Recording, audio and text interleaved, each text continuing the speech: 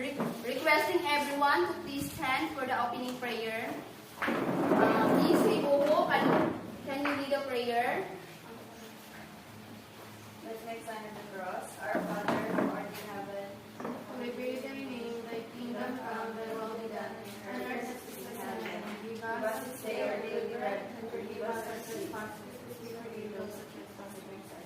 Do not bring us into temptation, but deliver us from evil. Amen. Good afternoon, class.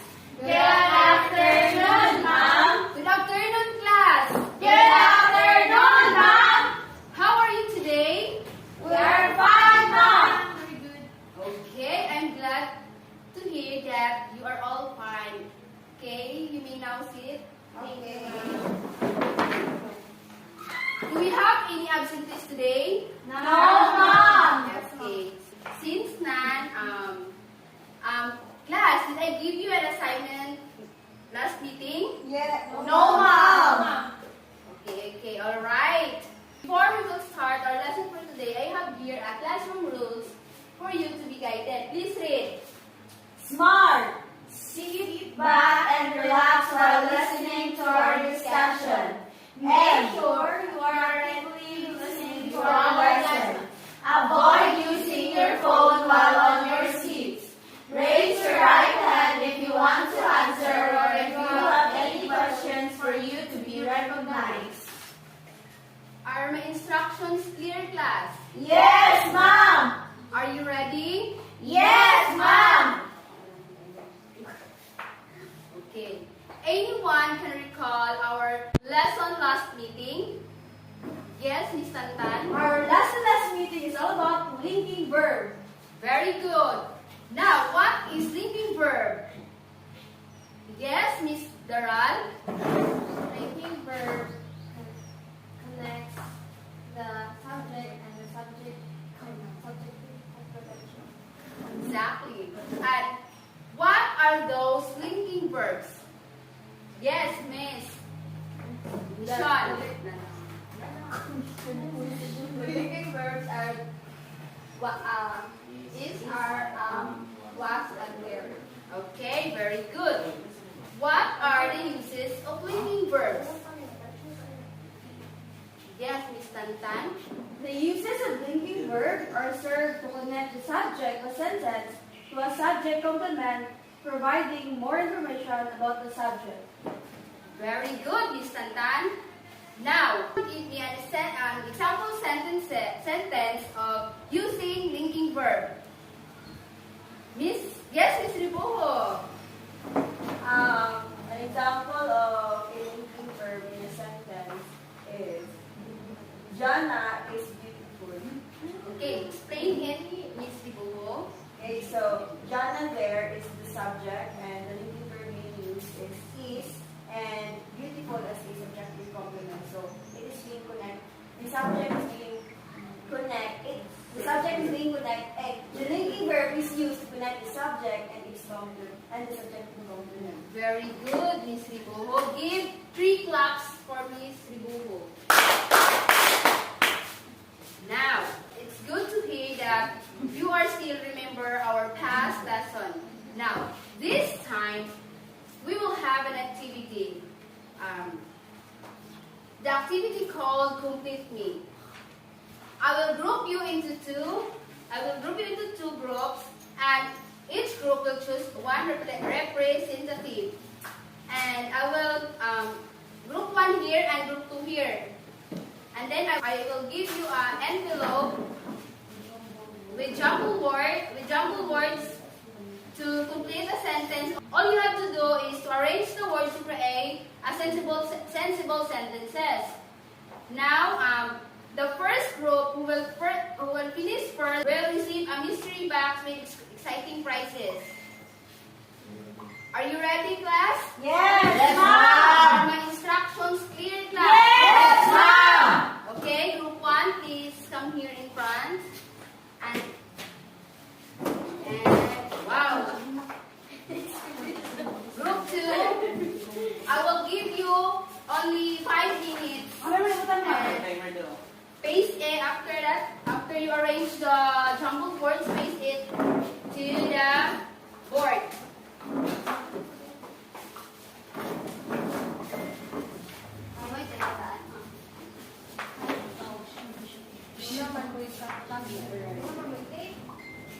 Timer starts now.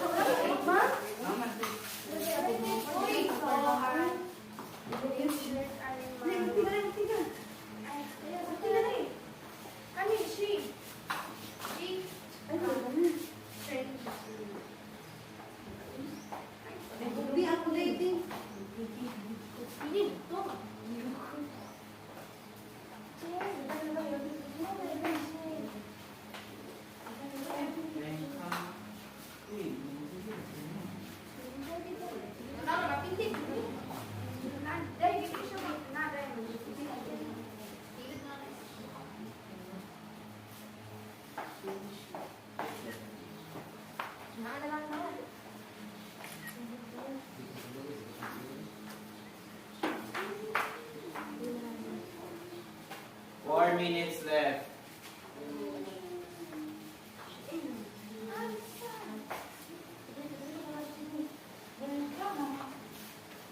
Yes, we're done.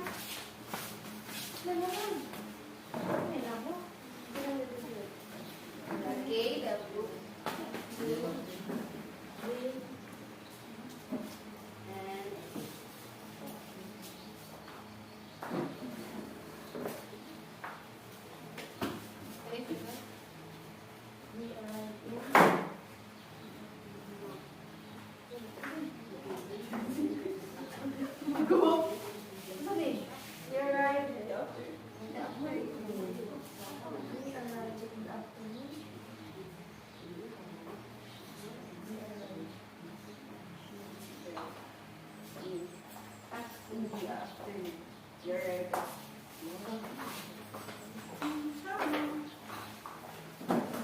okay, so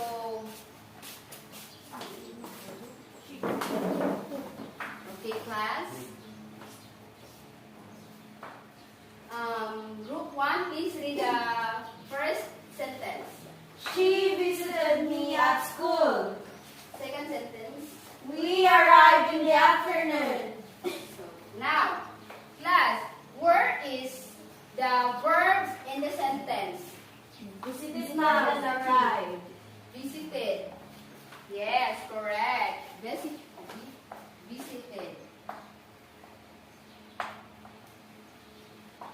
Number 2, where is the verbs in the sentence? Arrived. Very good. One. Next is in the group 2. Please read the sentence number 1. She talks strangely. Now, where is the verb in the sentence? Wow. Okay, have. In the sentence number 2, please read. I saw an endangered animal. Where is the verbs in the sentence? Saw. So? Yes. Yes. Yes. Yes. Very good. Very good, class. Okay. Okay, class. Now let's analyze the sentences. What have you observed about the sentences? Anyone? Yes, Mr. Rona. I observed the sentences. There are the verb are being golden. Okay. So, what are those holding words in the sentence? Miss Santan. Golden Holding words. The sentence are visited, arrived, caught, and endangered. Okay. Now, what word in the sentence that express action? Anyone? What are the words in the sentence that express action? Mr. I Derona. think the words that expresses actions in the sentences are the verbs cuffed and endangered.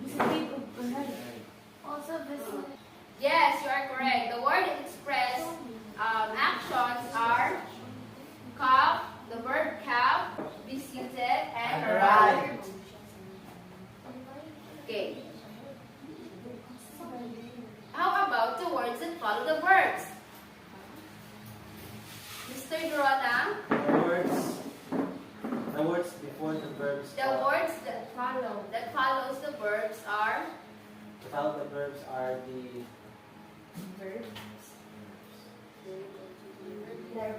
direct object form in the sentences.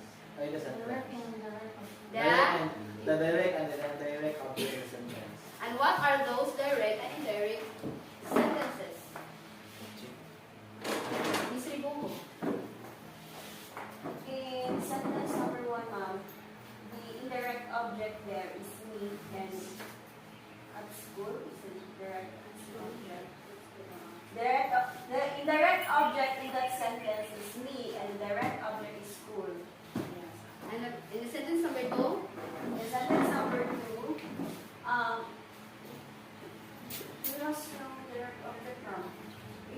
okay. There is no direct object. Okay, very good, Miss Ribomo. Okay, all right. Did you understand, class? Yes, ma'am. So what do you think is our topic this afternoon? Miss Ribomo? I think our topic this afternoon, ma'am, is somewhat connected with verbs. Yes, exactly. Okay, our topic for today is all about transitive and intransitive verbs.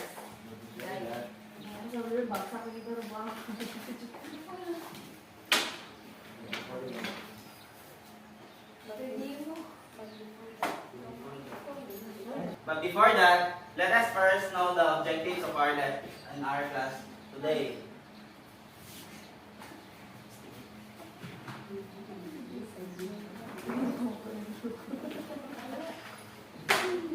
Okay, class, please read the objectives.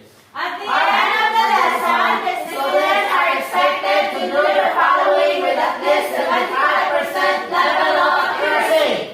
Differentiate intransitive and transitive verbs. Write a short narrative about your life utilizing transitive and intransitive verbs and stress the value of honesty in writing a narrative. Okay? So our lesson for today is all about transitive and intransitive verbs. First, what is transitive verb, class? Please read. Transitive verbs are verbs that require a direct object. Without a direct object, the sentence will leave readers confused and with questions. For example, the monkey beat the zookeeper. What is the subject in the sentence? Monkey. What is the transitive verb in the sentence? Beat. What is the direct object in the sentence? Zookeeper. Now, what makes this a transitive? Because it has a direct object. Correct. So the direct object is zookeeper, which makes the sentence a transitive verb. The next one is let's move on to intransitive verb.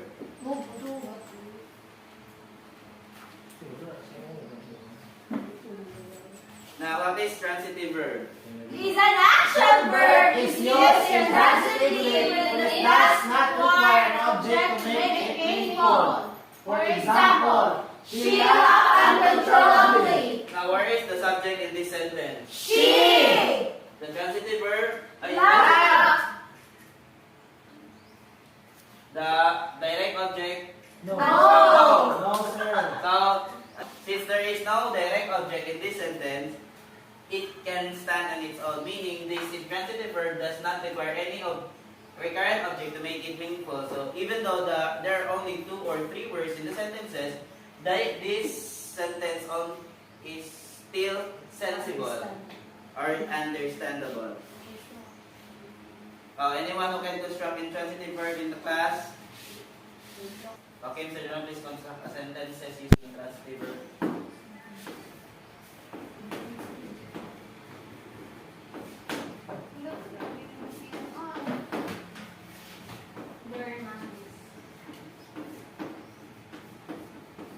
Now, what can you say about your sentence? So my sentence, sir, is the cat is the subject, then the intransitive verb here is the split. Since the intransitive verb can stand alone and it doesn't need an direct object for to be meaningful or to be understood. Oh, that's right. So the sentence here is the cat slept. So the subject here is the cat, which the cat is the subject, and slept, which is intransitive. So actually, we can delete the word peacefully here, since this is not a direct object, and we can the intransitive verb does not need a direct object. So even with this sentence, that the cat slept, we already know that the cat slept. So it is already understandable, since even without a direct object. Now, do you have any questions, class? No, sir. So since none, we have to differentiate the transitive and intransitive verbs. So what are the difference of transitive and intransitive verbs? Yes, Miss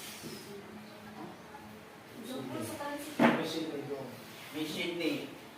Okay, so the difference between transitive and intransitive verbs is that the transitive requires a direct object, while the intransitive does not require a direct object to make it more meaningful and understandable.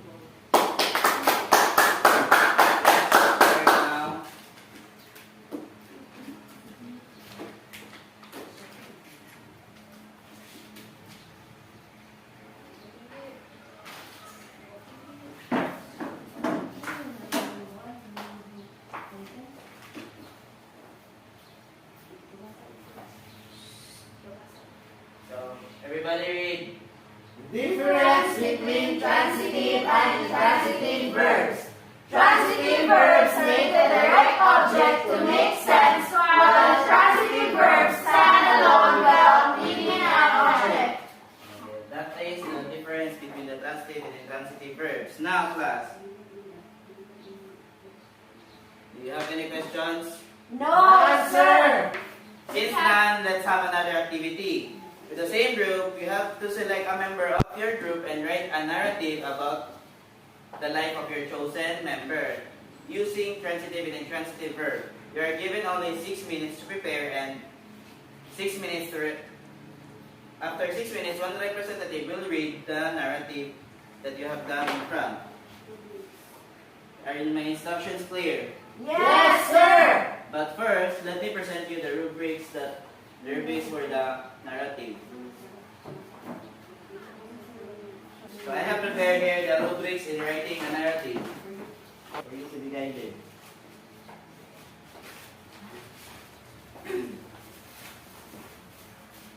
Okay, please read. Writing So here are the rubrics for the narrative.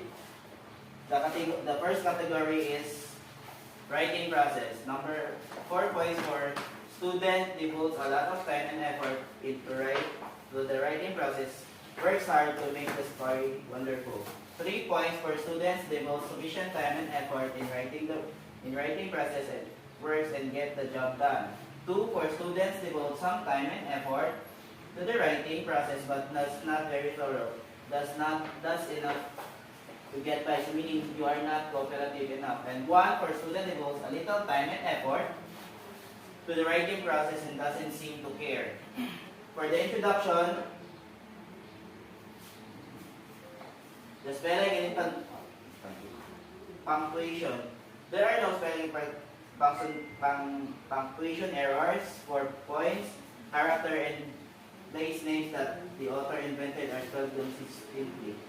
3 points for there is 1 spelling or punctuation error, 2 points for 2 to 3 spelling incorrection, and 1 for 5 5 or more. Okay. The grammar piece, 20th number, the piece has 20th number of transitive and intransitive verbs is 4 points. Many transitive and intransitive verbs, 3 points. Small amount of transitive and intransitive verb, 2 points, and has no transitive verb is 1 point. And the settings is single exact setting is 4 points, dual setting 3 points, 3 settings 2 points, multiple settings 1 point. Is that clear, class? Yes, sir. Yes, sir.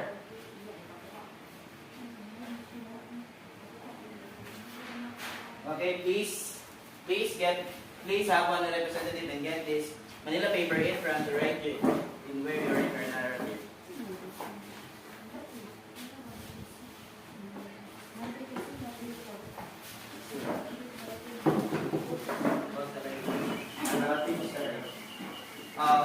You write about the narrative about the life of one of your classmates. Then you only have 5 minutes to finish using transitive and intransitive verb.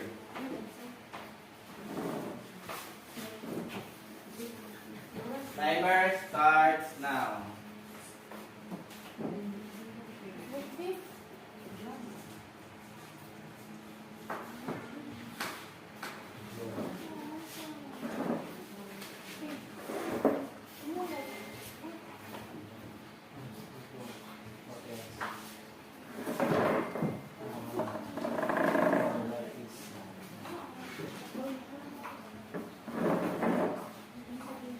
Sentences would be enough for the narrative.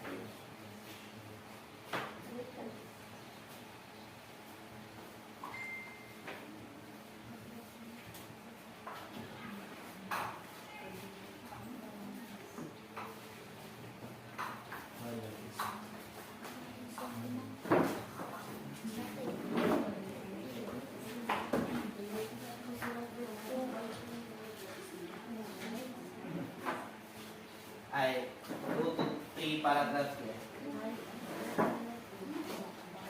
Okay, class correction for the number of paragraphs. The number of paragraphs should be 2 to 3 paragraphs since this is a narrative.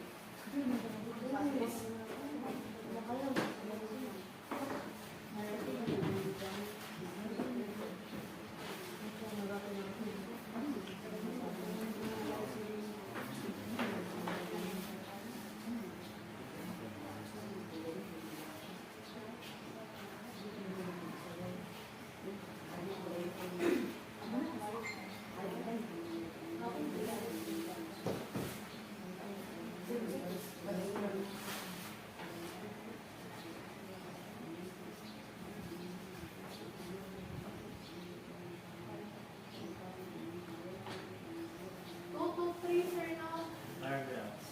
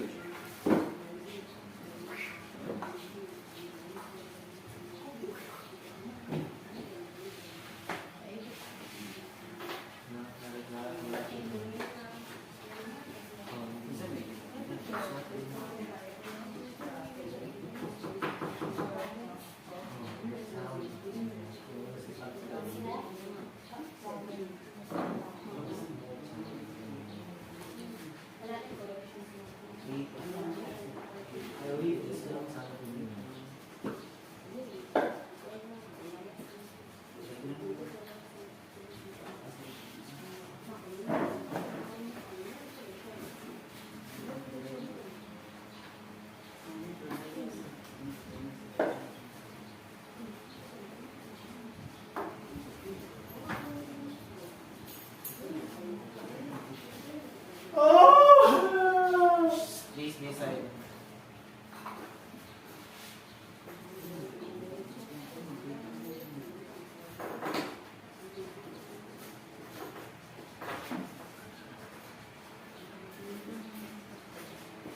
Sir, the 8 is you're running out of ink.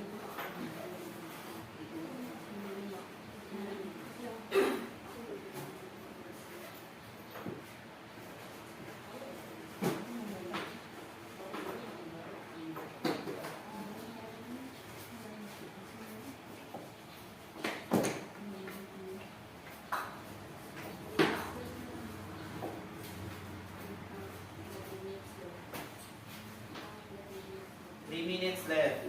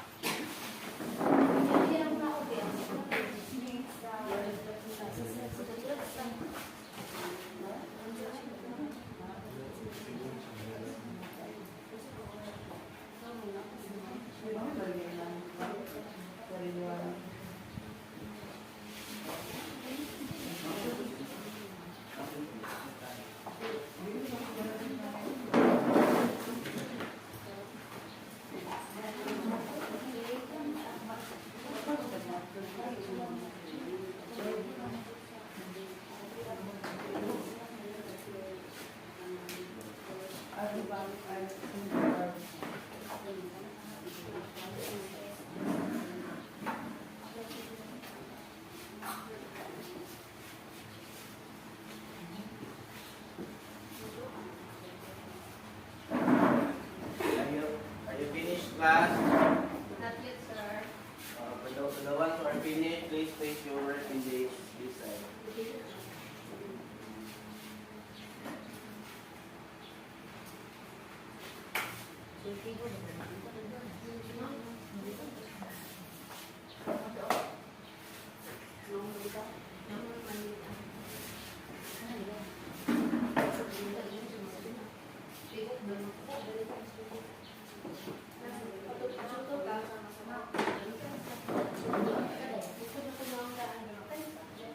Time up. Ito siya.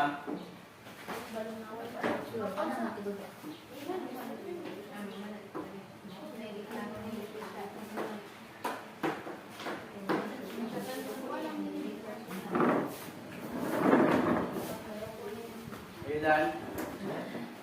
Yes, sir.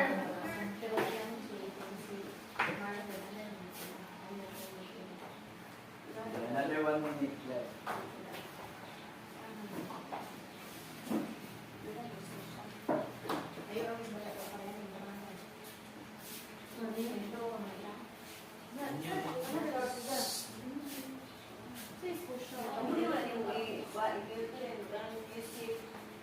The activity time of the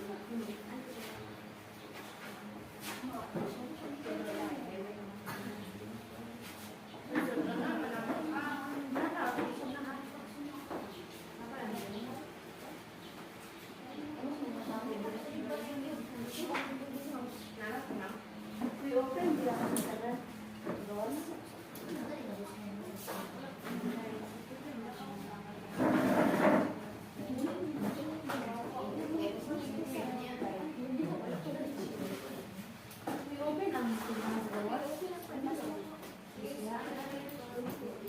Group 2, are you done?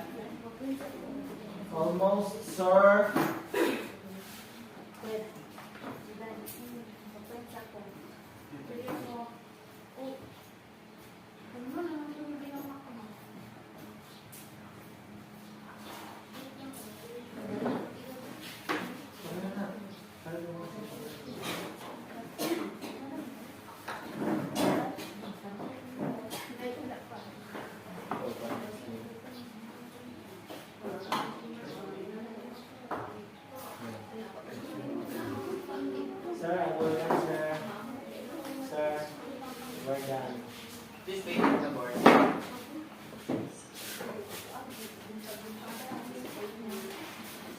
Everybody.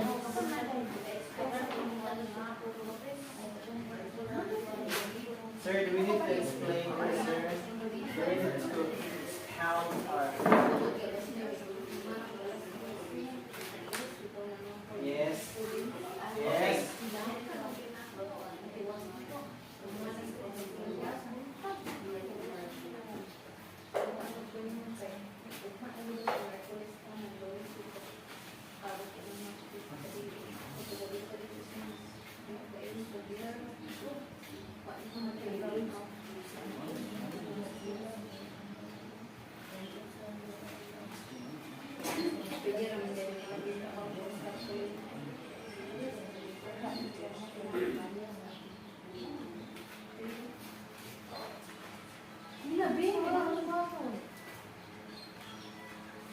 One, explain.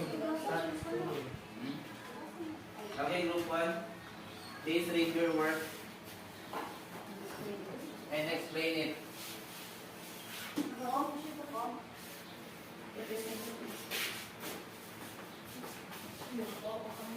Take class for group 1.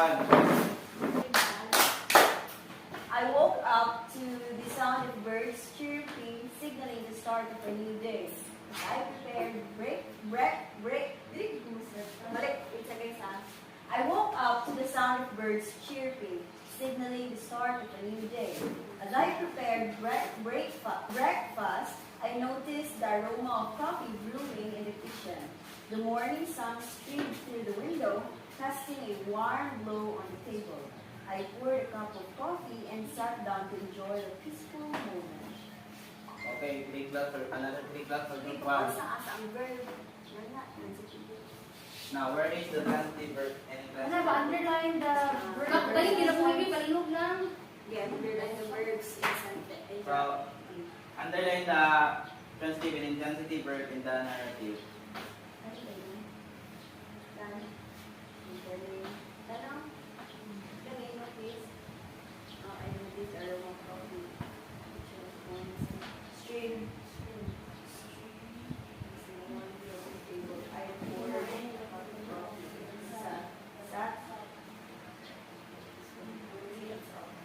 Now, Check. is this correct, class? Yes, sir. So, the first transitive verb here is woke. The first verb here is what verb is this? Transitive, sir. So this is a transitive verb. This one, prepared. Transitive. Transitive. Correct.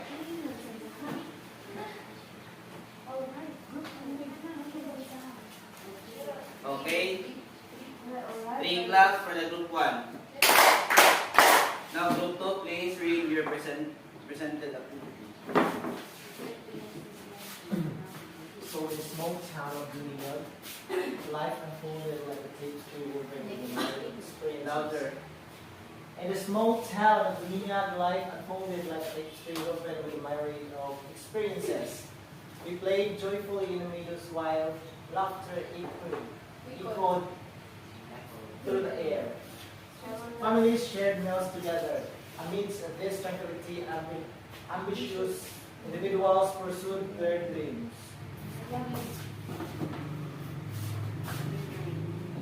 Their dreams. A young artist living painted by scenes that mirrored the views of life. Okay, Dave. Now where is the transitive and intransitive verbs in your narrative?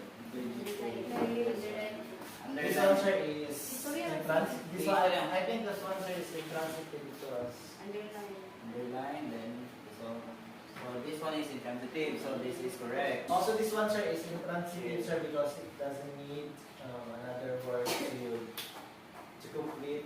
I mean, to complete the meaning. This one is intransitive. And this one is transitive verb. Very good, Zian. Now give 3 claps to the group 2. Now What did you feel when you are writing a narrative? It's very challenging. Raise your hand. Yes, Mr. Buho. It's very challenging, sir, because we're not used in writing a narrative.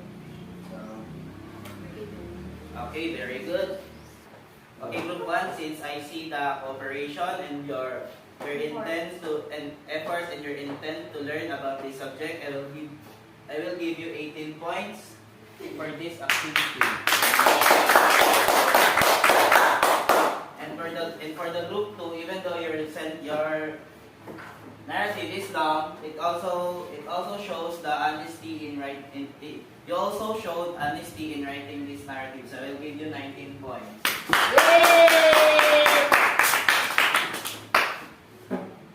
Okay, class, do you think it is important to value honesty in writing a narrative in the future? Yes, sir.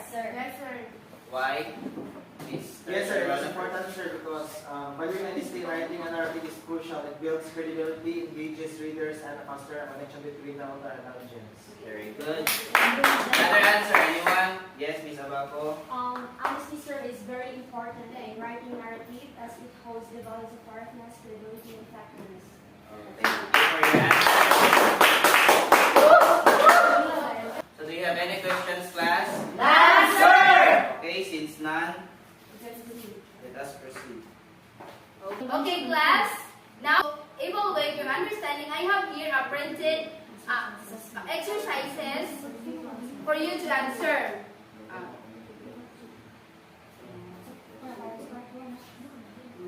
Okay. And the directions, all you have to do is to write TB if the sentence contains transitive verb and IB if the sentence contains intransitive verb. Am I clear, class? Yes, ma'am. And the part 2, you will be constructing sentences. I have here words you need to use Yes. in making in creating sentences.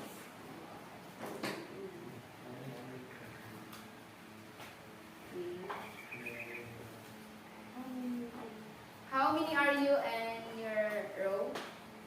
1 to 5, ma'am. 1, 2, 3, 4, 5. Okay.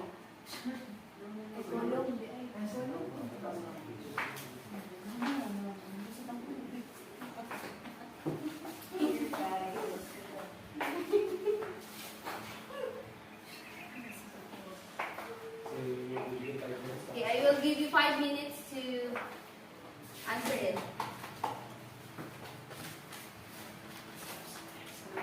And now, for your assignment, please read in advance about auxiliary verbs. Okay, understood? Yes, ma'am.